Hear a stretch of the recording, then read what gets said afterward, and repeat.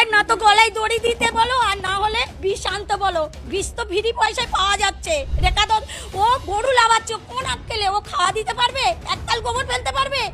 আমার 5 লাখ টাকা লোন নেওয়া, সব মহিলারা এসছে আমার বাড়িতে, এসে বলছে লোন শোধ করো। আমি কি করে করব? চলো আমার বাড়িতে, কি অবস্থা।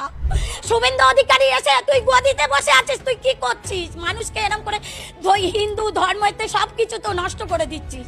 আমাদের ঈদটা করতে দিক, আমরা গরুগুলো বিক্রি করি, কিছুটা যেন অন্তত মুক্ত হই। মুসলিম বা তারাও হিন্দু, তারা তো মিশছে একসাথে, আমরা তো একসাথে আছি। তারা কোনোদিন দেননারি করেনি কি কারু আমাদের গলা ধাক্কান দিইনি। ওদের কুরবানিটা ওদের করতে দাও, আমরা বাঁচি। আমার মতন মহিলা, আমি মহিলা সমিতি থেকে 5 লাখ টাকা নিয়েছি, চলো আমার ব্যাংকে সব আমি জমা দিই, সুদ আসল। কি অবস্থা হচ্ছে। আমার স্বামী ভ্যান থাকে, ভ্যান চালায়, আমরা এইভাবে বাঁচি। তাহলে আমাদের বাচ্চা কাচ্চা সব আছে, তাহলে আমরা কি করে খাবো? আমাদের আর ঘুম নেই, রাত্রে ঘুম নেই, চিন্তায় মাথা খারাপ হয়ে যাচ্ছে। আমরা কি করব? কিছুই করার উপায় নেই, কিছুই খুঁজে পাচ্ছি না। আমাদের ঈদটা করতে দিক, আমরা গরুগুলো বিক্রি করি, কিছুটা যেন অন্তত মুক্ত হই। বিধায়িকা হচ্ছে কি আপনার রেখা পাত্র বিভিন্ন জায়গায় রাস্তায় গরু আটকে দিচ্ছে, ওরাও তো ভয় পাচ্ছে। উনি মহিলা হয়ে একটা মহিলাদের কিভাবে কষ্ট দেয়, কিভাবে এরকম ইয়ে করে। উনি তো ঘোষ, বলুন গোবরটা ফেলতে বলুন, তারপরে বুঝতে পারবে কতটা কষ্ট। আমার মতন মহিলা, আমি মহিলা সমিতি থেকে 5 লাখ টাকা নিয়েছি, চলো আমার ব্যাংকে সব আমি জমা দিই, সুদ আসল। কি অবস্থা হচ্ছে। আমার স্বামী ভ্যান থাকে, ভ্যান চালায়, আমরা এইভাবে বাঁচি। তাহলে আমাদের বাচ্চা কাচ্চা সব আছে, তাহলে আমরা কি করে খাবো, কি করে করব?